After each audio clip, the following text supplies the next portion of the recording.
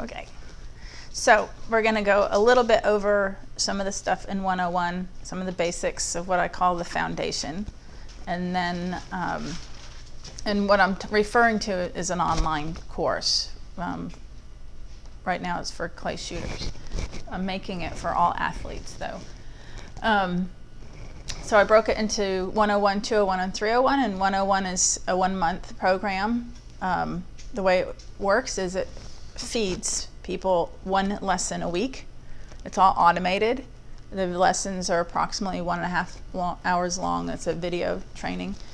There's homework that's applicable to both life and sport, because I see life as the training field, the practice field for the mental skills, that therefore they become super familiar or part of who the person is, so that when they go to apply, focus, attention, letting go of a miss without frustration, those types of things, they know how to do that as a human being. So then it's easily applicable in competition. So, and then it's like a win-win, because that person also ends up living that way. Walking away from, like a salesperson, if they leave a meeting and they didn't get the sale, that's no different than leaving a station and missing all the targets. It's no different than walking away from an actual event and maybe not having the score that you would have liked or something.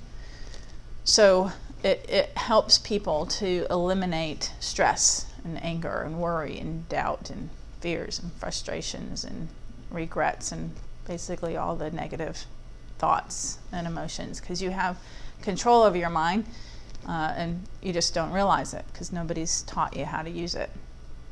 If you have control over your mind and thoughts, then you actually have control over how you feel, because feelings are the effect. The cause is your thoughts, and the way you feel is in your body is the effect. So if you have control over your thoughts, then you choose to eliminate negative, unhealthy thoughts and focus on positive and healthy and productive ones, then you actually feel better. And it's not easy, because people, our society is in the habit of talking negatively, thinking negatively, gossiping, being angry, being frustrated, being judgmental, being regretful. So not only as an individual do people do this in their own head, but it's also the types of conversations that are the norm. So people would rather complain at the end of a round or an event about the targets, about, in golf, about the way the golf course was set up, the grass, whether it was properly watered or not, or when it was watered. And ultimately, they would rather do that. They come to work on a Monday and they're going to complain about their weekend. They're going to complain about the weather. Or they're going to complain about their significant other. And then they leave work and they're going to complain about their coworkers, and they're going to complain about their bosses. And this is what people tend to do, unfortunately, because they don't know any different. So what I want to do is change that. Not only for my employees, but also that, that's what I believe to be the true mental game. So you can consider it a mental game of life. It's the mental game for sport. It's actually identical. So being able to not only understand your mind, but have control over it and have started tweaking it already outside of the sport, so that, again, there's that familiarity and it's applicable into competition. People are successful or have better performance when they perform in what we refer to as the zone state. So the zone, not every athlete feels that they've experienced it. Some feel they've only experienced it once or twice and they think it's fleeting. Others feel like they experience it a lot, but don't know how to do it on purpose, don't know how to create it on purpose. So then what they end up doing is almost being overly protective of it. They don't, a lot of top athletes that do experience the zone won't talk to people because they think that that person's going to mess with their zone state. So between rounds, between stations, between holes on the golf course, People won't, those type of people that have that belief won't talk to anybody. They'll stay on their phone and play apps, or they will, go off into their golf cart and just be totally antisocial. And they will even get upset if people try to talk to them. So that's not a good, strong mental game. That's almost a level of desperation to try to create or maintain a state. I believe that a good, strong mental game means that you're having fun, and that includes talking to people in between your performances. That, again, with a good, strong mental game, if somebody said something to you that you didn't particularly care for, you would know how to manage that. It wouldn't affect you. So, if somebody even said, hey, you're in the lead, and did you know, if you did such and such on the last few stations, last few holes or whatever, like, you'd have this in the bag. And that can throw a lot of people off. So it doesn't even have to be a negative comment from somebody else. It could be, even something like that then puts the pressure on them and sets the level of expectation.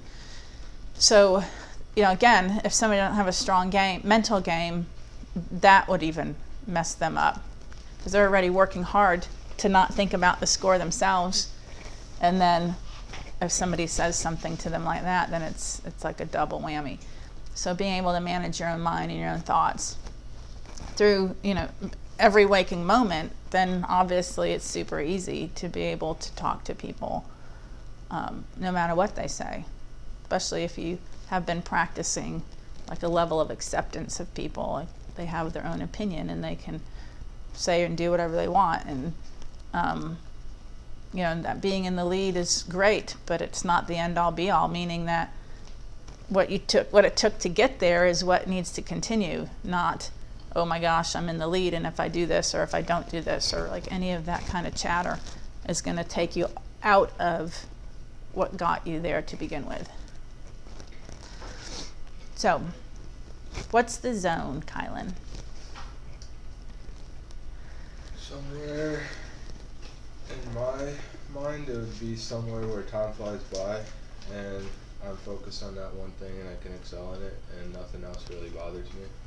Besides, nothing really. If I'm in the zone, to me it would be my concentration is on that one thing, and I'm 100% with it, and I excel in it. Cool. So, And you've experienced that? yeah, I have. Awesome. It's like if I'm doing something, like working on something that interests me, then I'm 100% in it, and even if a problem arises there, I can figure out a way to solve it without getting frustrated, and do it in a timely manner. So That's awesome. So, and it doesn't matter what it is. It could be anything. It could be doing art. It could be, fixing a trap or something. It could be working on like your Jeep, your car. It could be anything. If you have some level of being engrossed and engaged in it, and time will fly by. You're in a good mental space, especially if you're liking what you're doing. What else? I'm trying to think what else there. What else is in the zone? So, you're not thinking of anything else. So people will say their mind is quiet. They didn't have any thoughts at all. So they're definitely not overanalyzing. They're not overthinking it. They're definitely not regretting, worrying, doubting, and fearing, and all that. We did a clinic here on Sunday, and they weren't like top or regular shooters, but they like to shoot for fun. And there were several of them. One of them was getting really frustrated with himself out there, like mad, and he didn't know really what I do. I mean, he knew I was there as the mental trainer, but the more he missed, the more aggravated he got. And so I said to him, "What's going on in your head right now?"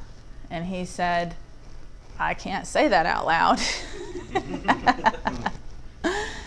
And I was like, "Well, clear your mind, and you got to be present with the target." And I said a few other things to him, and then he kind of nodded it off, because he just has a hot temper kind of personality. which obviously we're all different on that, right? So if somebody's hot-tempered in life, they're going to be hot-tempered in their sport. That doesn't just go away, and that's part of what, there's just different degrees of how angry one person tends to be versus another, or how much one person worries compared to another, or whatever else.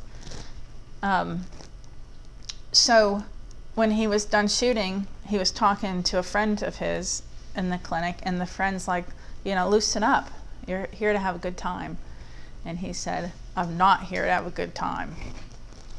The competitors aren't about, a competition isn't about having fun. And, he kept down that road. And that's not the first time I've heard that. There's a lot of people that believe that. They really believe that, competing, being competitive, is not meant to be fun.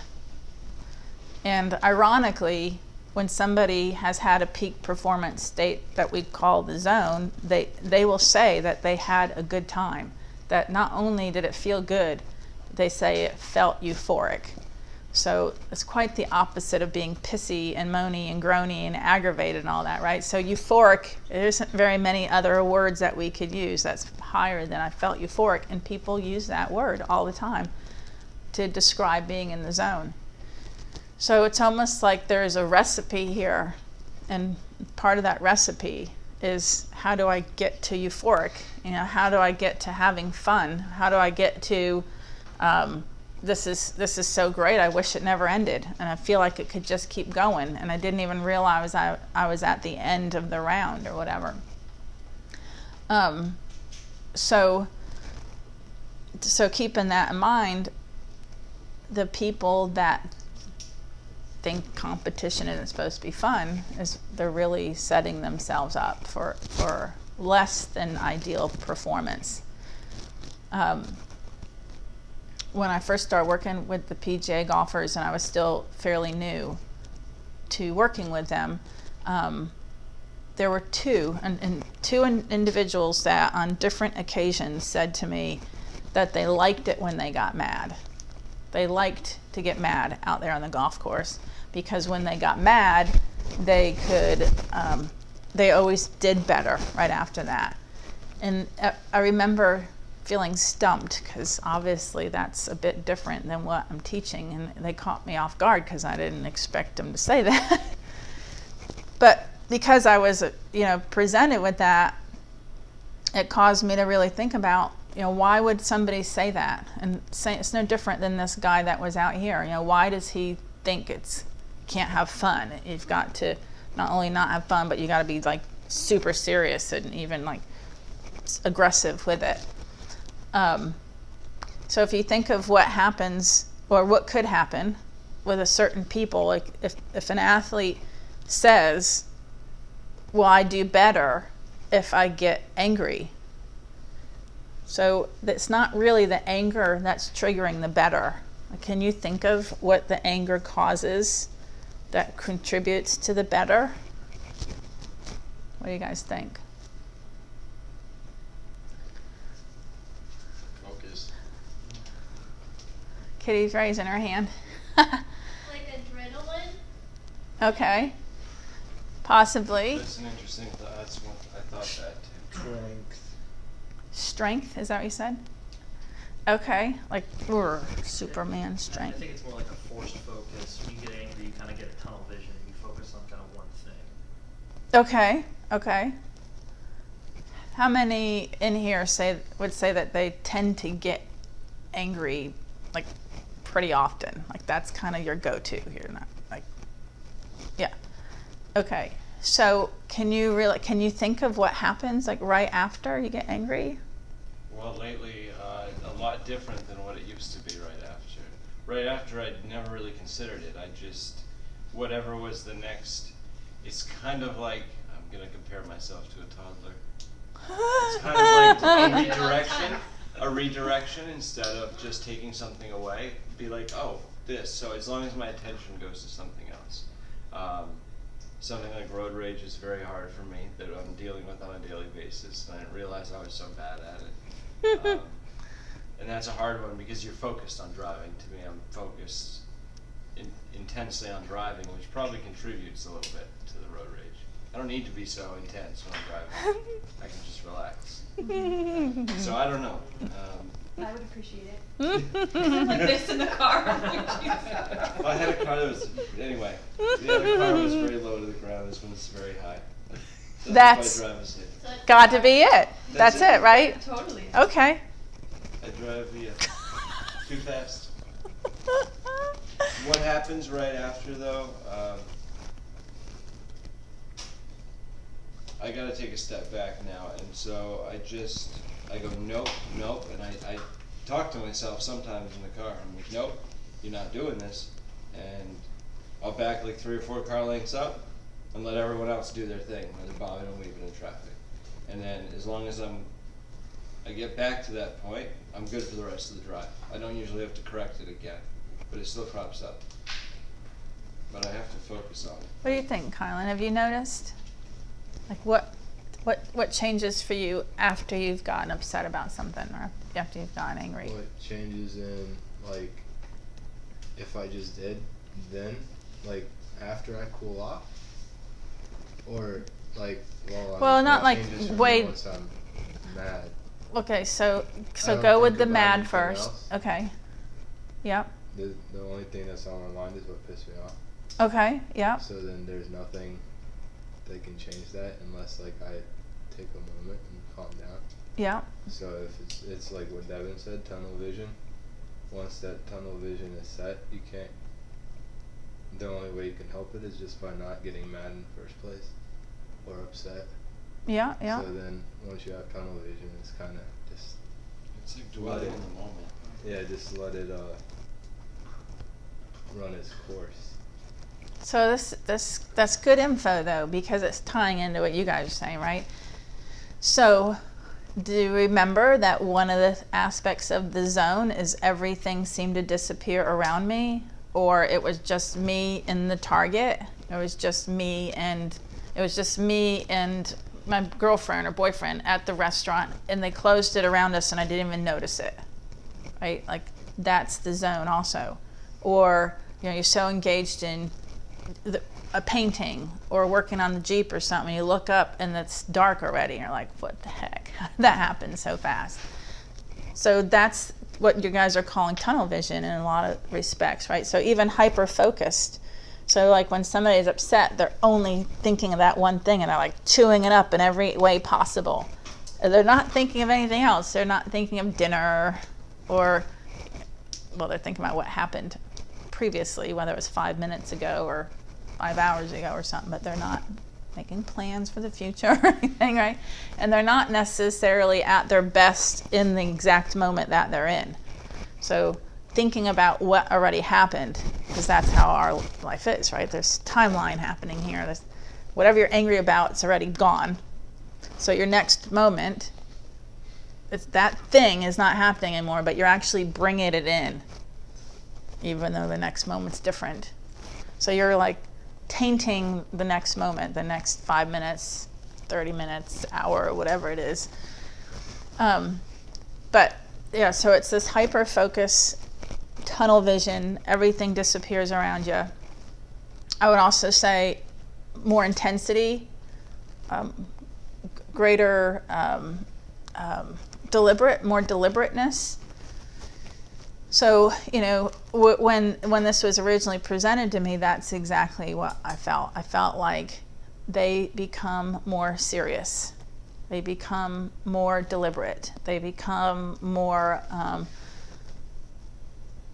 just clear. But so none of that needs anger to get it going, right? So the word focus comes up again and a lot. It is absolutely the most common thing that people ask me if I can help them with. And it's the most common thing that people think is their problem as far as like the mental side of it. And in our society, it is a problem. If we rewound, I can't say it, rewound. The clock, 20, 30, 40 years ago, there was a ton less stimulation, right? Now we have our cell phones blinking at us or vibrating. We have the neighbor's cell phone thing. We see messaging. We can see people's reactions going down. Well, we got the TV in the background. We have TVs now. We have music playing, speakers. You're going down the road and there's billboards everywhere, and some of them are live, or not live, but videos, and there's neon signs, and there's 4 lanes of traffic instead of 1. All this stuff is more stimulation.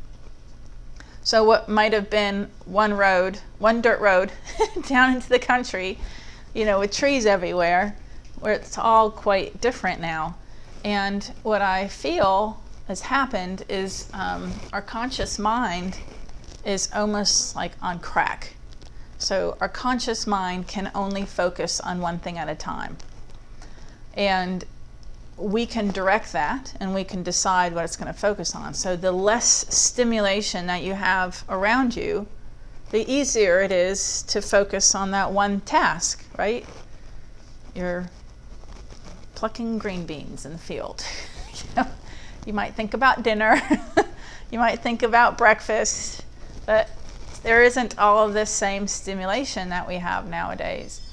And so what might have been a lot easier before to have was to focus on what you're doing, is actually now a lot more challenging.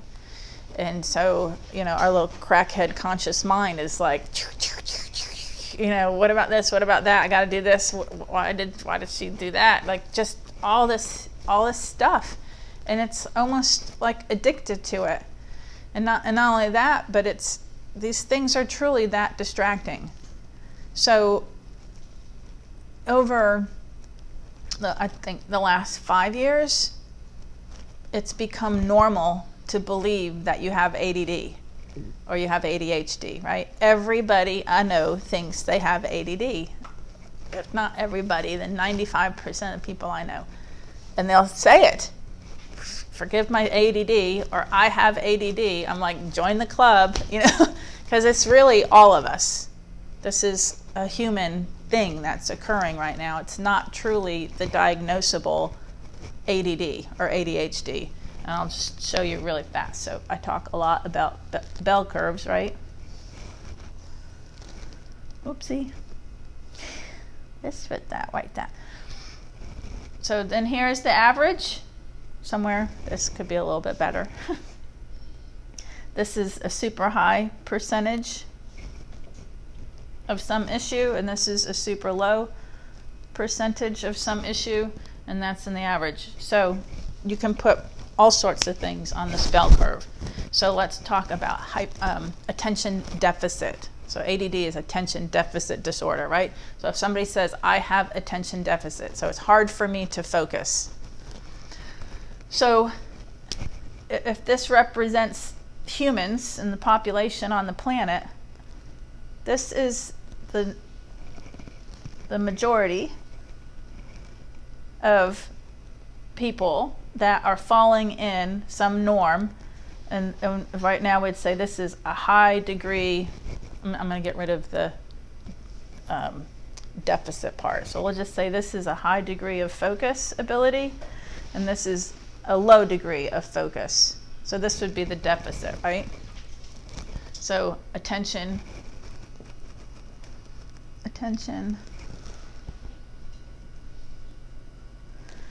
So this is highly skilled at attention and focus. This is a deficit. Attention deficit. And then this is everything in the middle, right? So the huge part of our population is somewhere in the middle.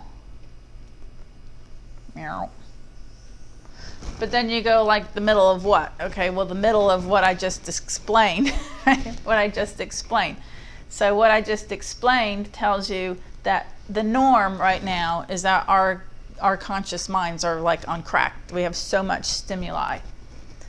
What would be diagnosable is over here in the degree, the lesser degrees, or percentages I should say.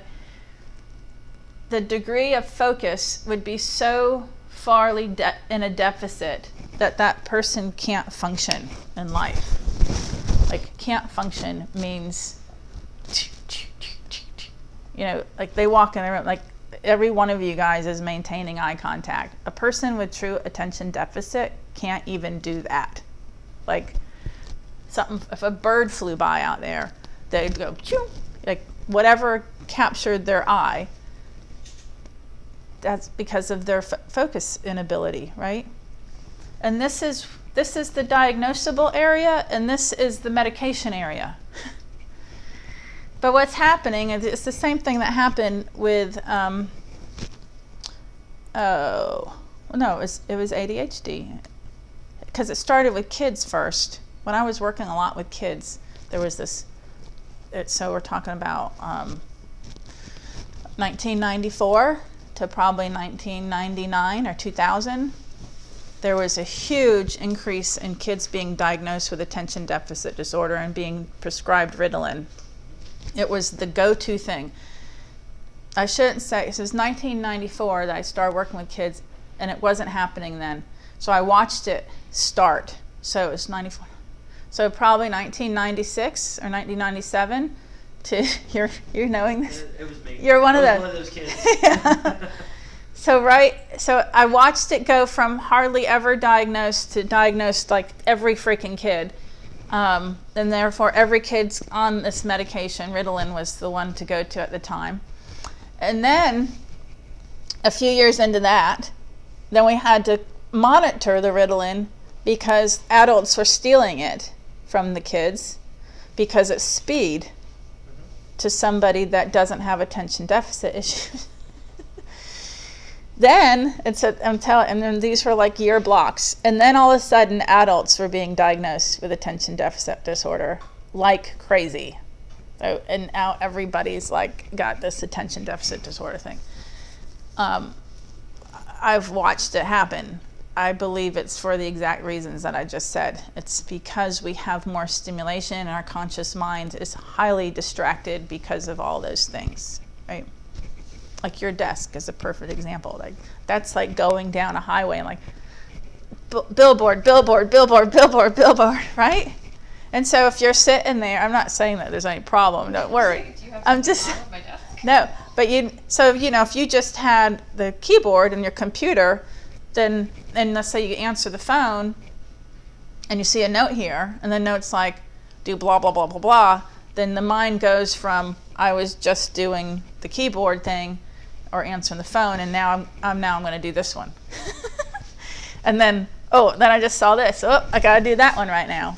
And that's what happens, right? I mean, I haven't even observed you do that. I just know that's no different than billboard after billboard or sign after sign or whatever else.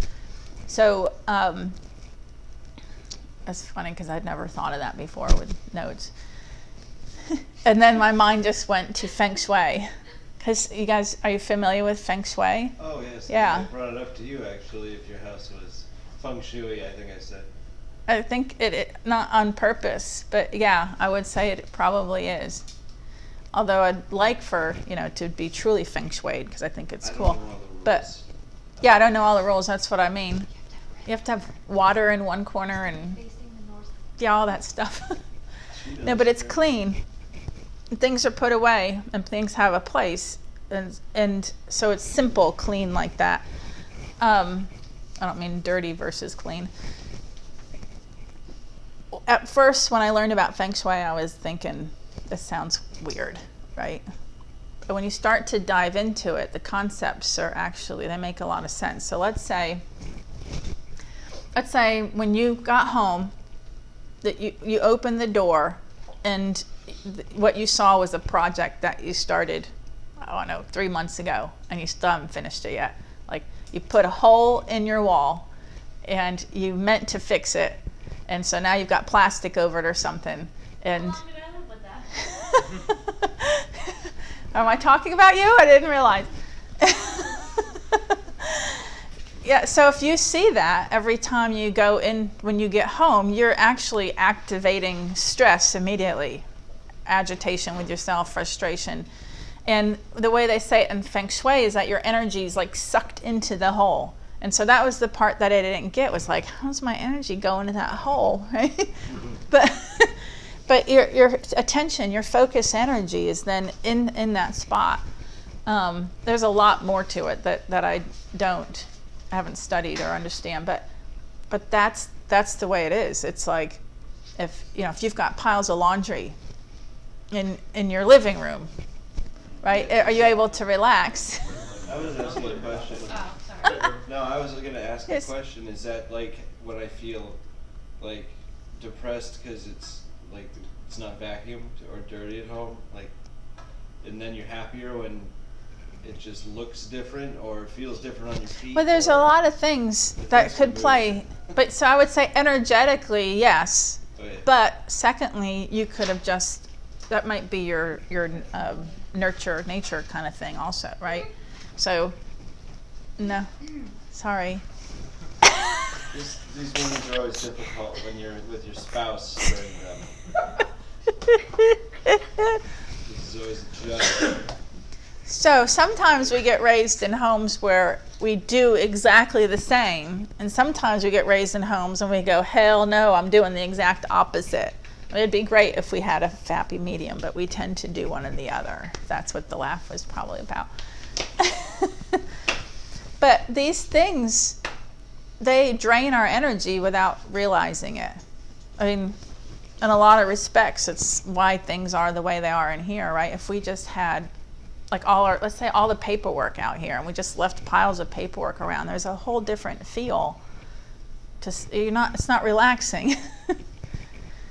The reason for closing one of the reasons for closing your eyes when you do something like hypnosis or meditation is to purposefully cut out the potential distractions. Advanced people in meditation actually keep their eyes open on purpose, because the idea with meditation, like Zen Buddhism, they meditate in a chair on the edge with their eyes open, because the idea is they want to live that way. Like, they want to bring that level of peace and calmness of the mind into their life. And so they practice sitting, like, instead of laid back and all comfy with their eyes shut. And then they also do walking meditations. So that's the way they meditate. There's a lot of different kinds of meditation. That's the way that Zen Buddhists meditate. When I work with athletes, they start to do my 20-minute audio, just like anybody else doing the online course. They're to lay down, get comfortable, close their eyes. Most of them use headsets, even though I don't say it one way or the other, but most of them have headsets on of some kind. And they will set up the house, right? They'll maybe tell their spouse to be quiet because they're going to go do their hypnosis for 20 minutes. They make sure the dogs are all good. They turn off the ringer on their phone. They turn off the TV. They go in this other quiet private room, right? So what they're doing is attempting to block out all the potential distractions. So that's all well and good, but it's not life, right? So when people start the audio, I don't give them direction one way or the other than to make yourself comfortable and close your eyes or whatever. As they advance into my program, I start to encourage them to do that a little bit differently. One is, if they're using headsets, to stop using the headsets, because you want to be able to maintain that peace of mind even though you hear the mailman or the garbage truck and you didn't bring the garbage out, right? You want to be able to maintain that peace of mind even if, the TV's on in the other room, or the partner's walking around the house and clanging dishes or whatever, or the kids are screaming or something. But that's one step, and you take this like one step at a time over a period of time, because each of them is challenging. So then, once they start to master that, I say, now start doing it with your eyes open. Actually, I skipped one. One would be to tell, don't put the be quiet sign on the door. Don't turn off the ringer. Don't Don't tell your spouse to be extra quiet walking around the house. So that would be one of the steps, is to not purposefully create this quiet environment. And then moving forward, as I said, it would be having the eyes open. And then, so the eyes open, that means you could be sitting in a room and there's a pile of laundry, and that's a potential distraction, right? Because it could be, oh man, I could be doing laundry right now, right? Or you might see a stack of mail, and that mail's like, oh my God, I haven't opened the mail in a week, or I got bills that are due. So with the eyes open, there's more that can be seen. That could be these distractors.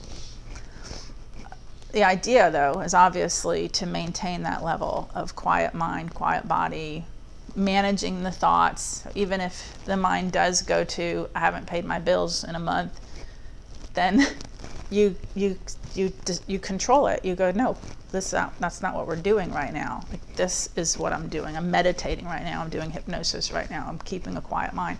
So you dictate what you're doing in that period of time, and you control your thoughts rather than them controlling you.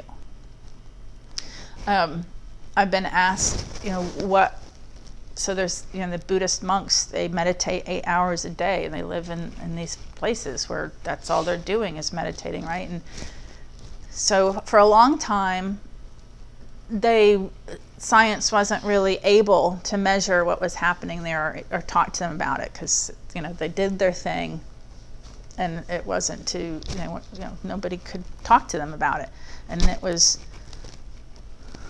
it's got to be more than 5 years, so it's probably 10 years ago now, that they were able to start doing some studies, EKGs and such, on the brain, and actually start interviewing some of the monks. And it turns out that there's some little concepts, like they're meditating and they see thoughts come in like clouds that are moving through, and instead of stopping on it and obsessing about it or worrying about whatever and then having the physical reaction from it, they let the cloud just keep passing. So they are aware that that's how the mind works, and they're aware that any thought can come in. You don't have to own it. You don't have to get attached to it. You don't have to have a reaction to it. You just treat it like a passing cloud. And one of the cool things about that is kind of like what Kylan was saying earlier. We can hyper-focus on one thing. And if it happens to be something we don't like, then it can make us really angry. But if you could treat that like one of many clouds, like there's many possibilities right now of how I could look at this situation. And just because I'm choosing to look at it this way doesn't mean that that's the only way or the right way. And why would I choose the one that's going to piss me off, right? So you see thoughts and concepts more like clouds that are passing through. There is this one monk that was interviewed that I thought this was a pretty cool thing. He said that, as an example, he said, he looks out the window and he can see the little town, right? 'Cause he's like, what do they call where the monks hang out? Monastery. I knew it wasn't mortuary. The M word. I was about to say the wrong word. So they're in there. They're in their solitude. They have their routines. They've chosen a life of no wife, no children, kind of thing. And so he was asked if that bothers him ever.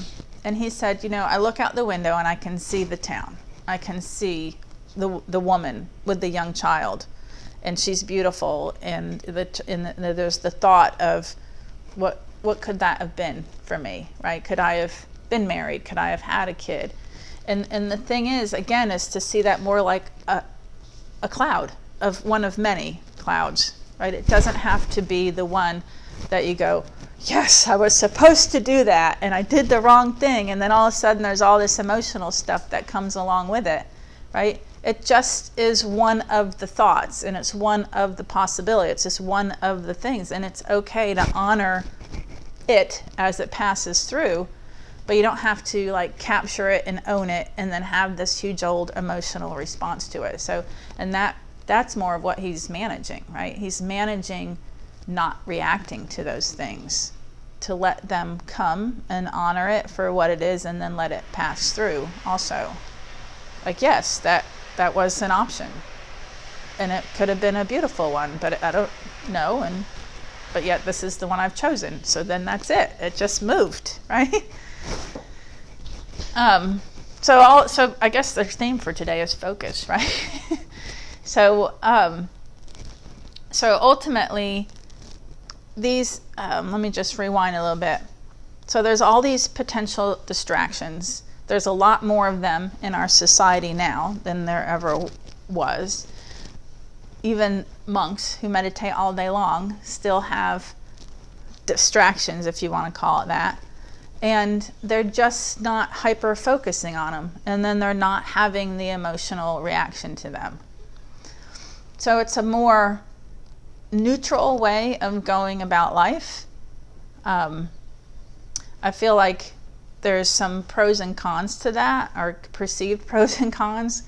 There isn't the same highs and lows, right? And that's something that is familiar, I think, for a lot of people. They get super excited about something, or they can get super pissed off about something.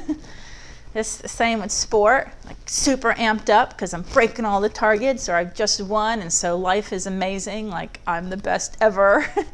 And then if they don't do as well, then life sucks, and why do I even bother? And right? So we're used to these highs and lows, and ideally, in my opinion, ideally we would be somewhere in this middle, right?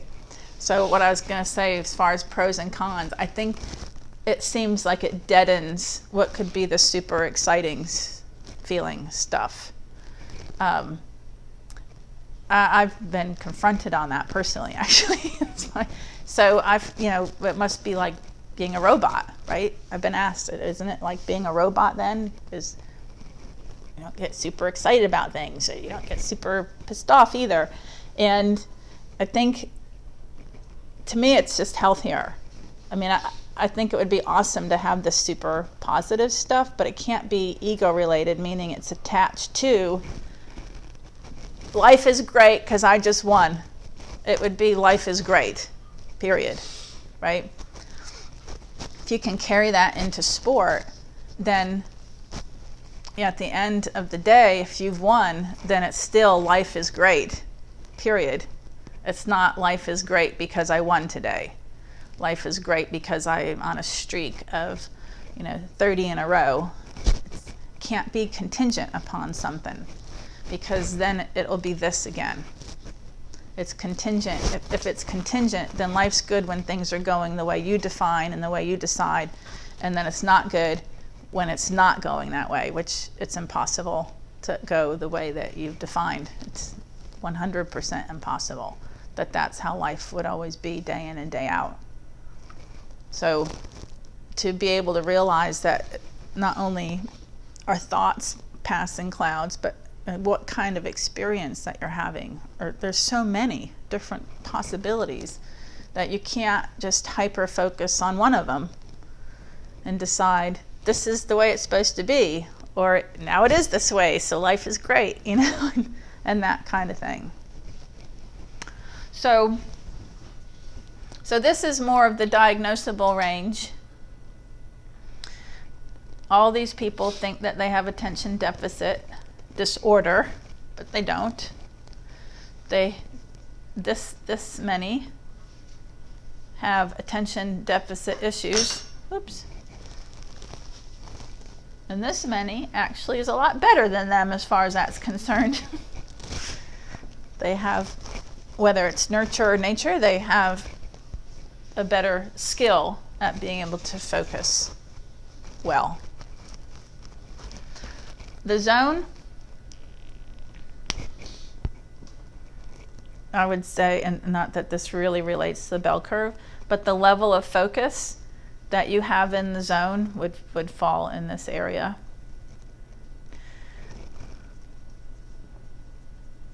This is why, if you just think of percentages, this is why this would be rare, or kind of shows up or disappears, or it's hard to get there, it's hard to have it.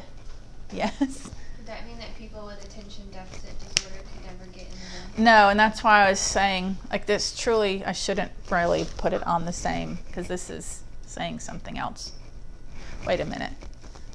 You just said true diagnosed attention deficit, like true Yes. over here, not the people Yes, thinking that it. think that Yeah. are diagnosing I themselves. would say yes, that would be a problem. It would be a huge problem to go from here to here. I don't think it would be possible. I could be wrong though. Because I definitely don't know it all. But that kind of attention deficit where it's like, I've only met one person like that. And it was actually a kid, and it was one of my son's friends when he was younger. And he came in to our house to visit, and he barely got through the front door, and he was like, what is that? That's cool. Look. He was like all over the place, touching, looking, like, I'm like, oh my God, it's the real thing. It's like right here in front of my eyes. This is true attention deficit right there. That's the only time I've ever really seen it. But yeah, so if I think of that person, and would that person be able to be in the zone, totally focused?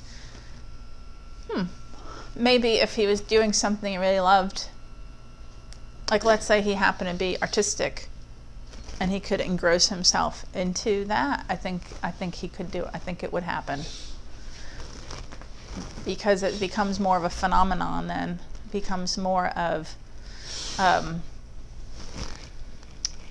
just going to say a spiritual thing. It becomes more of connecting with source type, which I believe is part of the zone state. So,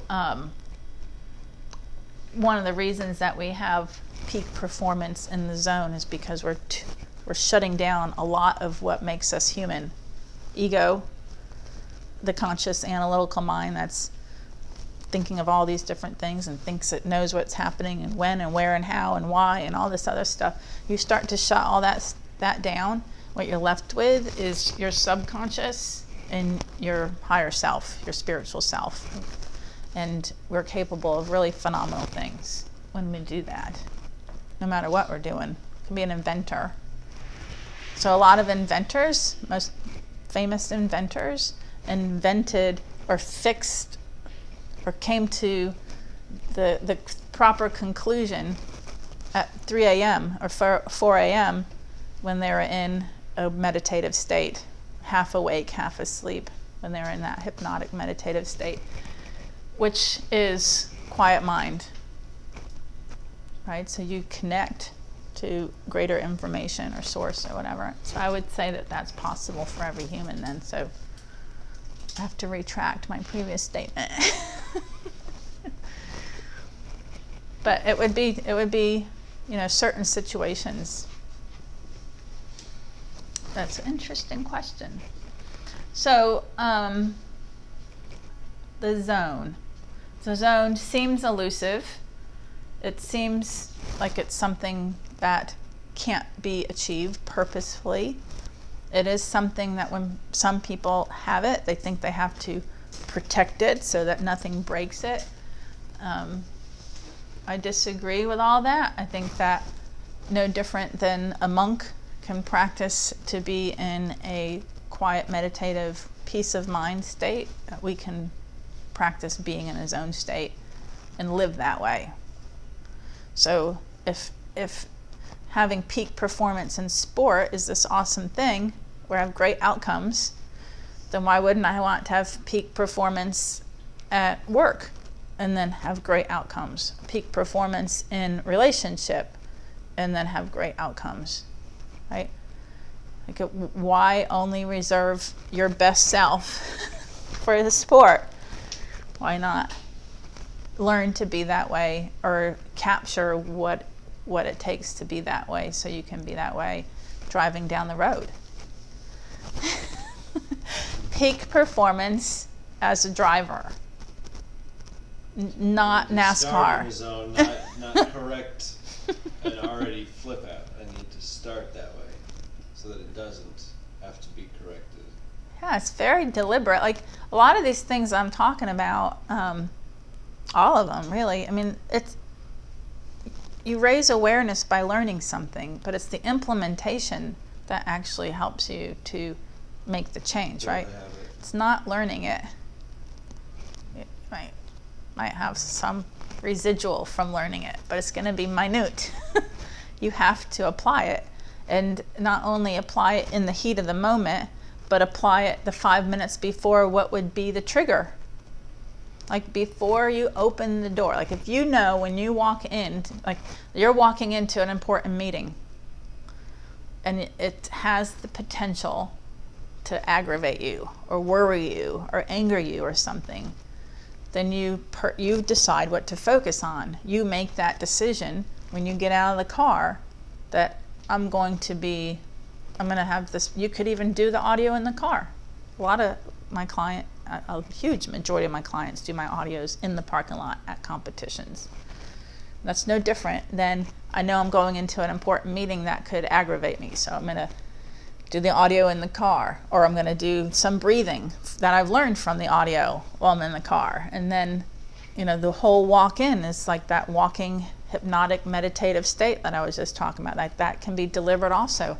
Or you're looking at things, you enjoy the plants, you enjoy the temperature of the air on your skin, you breathe in the smells of the woods around you or whatever. Like these are things that you can do, and before you step in the door, you decide, I'm choosing peace of mind, or I'm choosing. You're making a conscious decision. Yeah, I'm choosing, because your conscious mind can only focus on one thing at a time. Do you think that needed to be translated for me? Is that why you made the extra? No. Because I got Kind it. of coincides with the conversation we had earlier. She wants everyone to know she was right, everybody. The egos in this show. Everyone give her props. Whoa, the egos. Egos. Lots of ego She means stuff her ego happening. stroked. I had to tell Dawn I did a good thing, so she told me good job today. No, that's good for you. Yeah, good job, good job. It was mutual. Yeah. Mutual ego. Sorry. Yeah. Does anybody have any questions on any of that? So, yeah, so you can choose to live, you can choose to have the kinds of thoughts and to manage your mind in a way that allows you to live in the zone and therefore easily perform in the zone, because it's just one other piece of your day. It's just one other aspect of your day. And if you look at the zone as like an 8-piece puzzle, there's just like 8 pieces, things that you practice, that you learn, you understand better, you get familiar with, and you practice them, and they just all come together in this little piece, beautiful little puzzle that we call the zone. So having fun is one of them. Like let me just rewind to what I was saying. So a lot of competitors think, just like I was saying, that guy was saying here the other day, they think that they can't have fun while they're competing because it's serious and they've spent a lot of money on it, and they're not here for a good time, they're here to win. But again, if having fun is part of the zone, then we should take a look at that piece of the puzzle and go, okay, so having fun is important because it's part of the zone, and we've already defined the zone.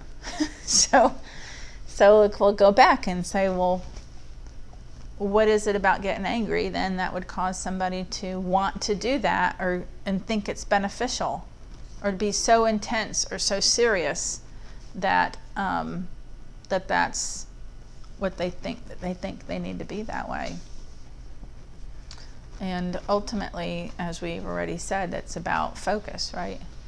If you get aggravated, you tend to get more focused. There's another phenomenon that kind of ties into this. A lot of times with shooters, they take easy targets for granted. So if we break that down, it's going to come back to the same conversation. So why do you think you take easy targets for granted? Mostly because I know I've practiced them enough. They're I can hit them without even thinking about it, but then I don't think about the target at all and I completely miss it. Yes. So I like the without thinking about it part. But then you're saying, but then I'm not thinking about it at all, really, which I would actually correct and say that I'm not focusing on it properly. Yeah, that's Yeah. That's what I mean. I'm not honoring it, respecting it, being deliberate with it, purposeful or whatever. Still the target, Yeah. it still needs to be hit. Mm-hmm. And everything it takes to break that target is still important. And so when it's easy, they just like, I got this. So they're not as deliberate. They don't plan the same, they don't prepare the same, and they don't focus the same. This is why one of my hypnosis audios is called Plan, Prepare, Focus for clay shooters on my website. Downloadable right now. Plan, Prepare, Focus, because I kept hearing it. So I kept hearing them say they would miss the easy targets and break the hard ones. And when you start to learn about the sport, I can't remember the name right now. What do you guys call it? The stations that are the breakers. What do you call? Separators. Yeah, the separator stations. So they purposefully create these separator stations that only the good ones are going to do well on this one, right? But I feel the same thing happens with the easy targets. Like the super easy stations are separator stations in my mind as well. Because unless they have a good mental game and they really know like the things that we're talking about right now, then they're going to go take those targets for granted and they're going to lose the stupid easy ones. So in some respects, those are, like I said, in my opinion, separator stations as well. So the easy targets, missing the first two pairs and breaking all the rest, missing the last two pairs and breaking all the rest, not doing well in the first station or second station, but doing good all the rest, or not doing well in the last station or two, but doing well. So there's these patterns that people, expectations that they set for themselves based on what they keep seeing. I always do good at the beginning, I fall apart at the end. I always do good I always fall apart at the beginning and do better at the end. I always miss the last pair, I always miss the first pair. And to me, that all falls into the same plan, prepare, focus. It's no different than hard and easy target. First and last pair, first and last station. It's all the same. It's about how you're treating them. You have to treat every target as if it's the first. You have to treat every station as if it's the first. Not the first that you hate or the only. How about the only? The only, like that, because all you have is that moment. So it can't be, this is the first station, I always miss them. Because then you're bringing information to that experience and you will set yourself up for it. So the planning and the preparing and the focus has to be deliberate. There has to be like a pre-shot routine. My mental training pre-shot routine actually starts before the mechanic pre-shot routine because your mind is already messing with you before you even step in the box. So there's things that I teach people to watch for and understand and work with before they even go into their turn. And just as an example, as they're driving over in their golf cart, if there's another squad shooting and that they're like frustrated and aggravated, and you hear their conversation like, oh my God, that just was horrible, or that sucks, or the ref might say something like, nobody's hitting these shots today, or hey, Wendell was just here in the previous squad and he missed every one of them. Like these are things that can get into your head and you're not even in the stand yet. So the mental game starts before the mechanic pre-shot because of the kinds of billboards, neon signs, and all this other stuff that can get into your head. It's on purpose. Yes. So plan, prepare, focus. So you have to treat every target with respect. and as if it's just you and that target, which again is part of the zone, right? That's how we would describe the zone. It's just me and that target. It's not just you and the target if you're saying it's me and this is the first pair of this whatever, and this is the first pair of this station and I always miss them. That's not just you and the target. That's you and your story about this certain kind of target, and you're bringing it there, and therefore you put more pressure or whatever on yourself. But again, you need to think of how that's applicable to life.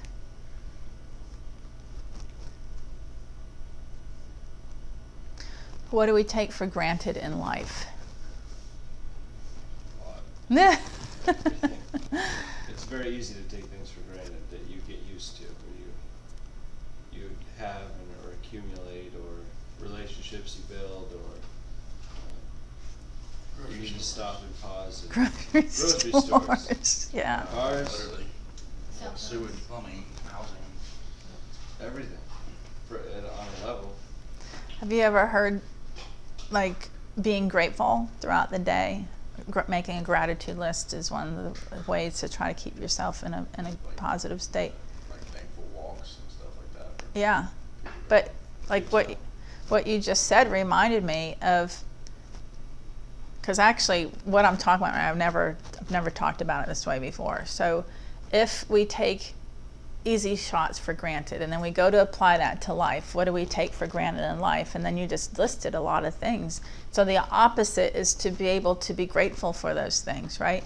So that then tells us there's an opportunity every moment to realize something that we don't want to take for granted and that we want to be grateful for, and we want to be present with it then, right? So there are times when I get out of the car and I arrive here and my brain's already thinking of what I'm going to write on the whiteboard, and or I'm on the phone, or just conversation I just had, or what I got to do later in the day. But there's other times where I've gotten out and I'm like, wow, it's beautiful.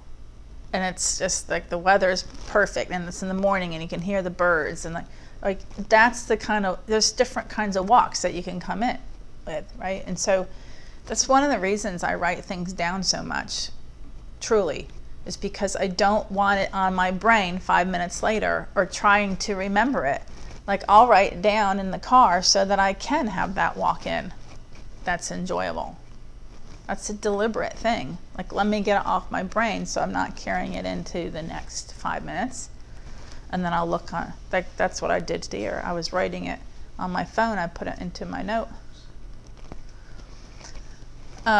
So if we looked at plan, prepare, focus for an athlete, because that's applicable to all sports really, and then we said, okay, so how can I apply that to life?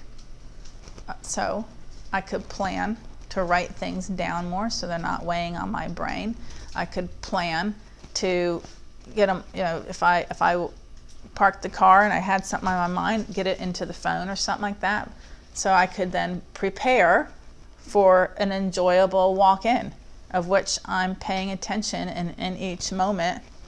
And then you can plan, like I was saying earlier, if you had an important meeting or you knew you had to confront somebody or something like that, you would go, okay, so let me plan for this. Let me prepare so that I'm in the right mindset, so that I handle this, lovingly or respectfully or whatever. And then you choose to have a level of focus so that you're engaged in the moments leading up to it, but engaged in that conversation, so that so that you can be empathetic, so that you can be kind, so that you can say what you really need to say with having respect for the other person at the same time. Like, how awesome would that be if we were that planned, prepared, and focused for a conversation, for a meeting, for a date, in relationships, and it's like just another dinner, right? Or it's just another going to the movies, or it's just another whatever. But it could be, let me plan for this, let me prepare for it, and let me choose to be engaged and focused on this person for this period of time that I've already chosen to devote to them, So you ultimately then just peaked your performance in that relationship for that hour or 2 hours or whatever. So not to be too awkward or anything, but I think I've mentioned before I've helped guys with impotence issues. As a hypnotherapist, I've helped a few. Awkward because we're surrounded by guys. Right? Yes, that's why I was looking at you, you know. I didn't want to look at any guy when I said that. But it's the same exact thing. It is absolutely everything. If you rewound this video and said, this is a video about impotence, it's all the same.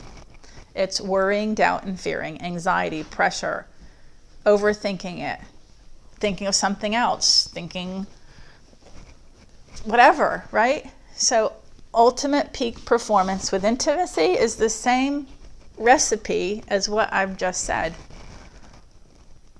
Not the anger, worry, doubt, fear one. Why are you giggling over there? I have a movie going on in my head right now. Okay, I won't ask. Planning and preparing and focusing. It's not happening anytime soon.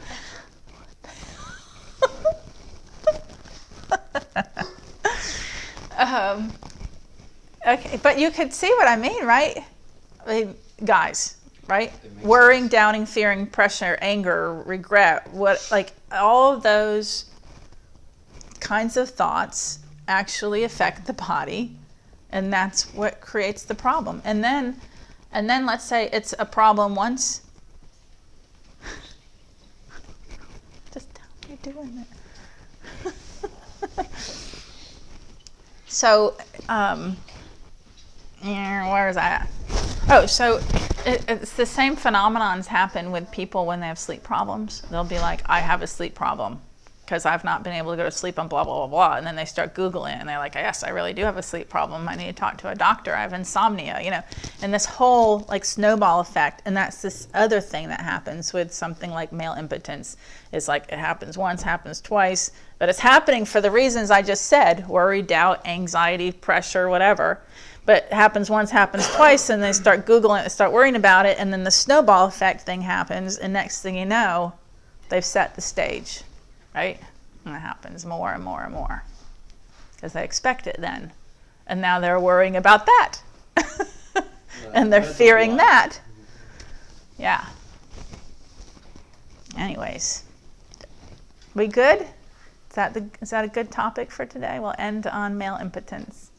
I think it's always a safe bet Best to topic ever. have a good talk ending on male impotence. Sorry, maybe next time. Little exclamation point for the day. Or more like a question mark. Yeah, there you go. Yes. Oh, that was too hard. Yes. All right. Does anybody have any questions? No. All right.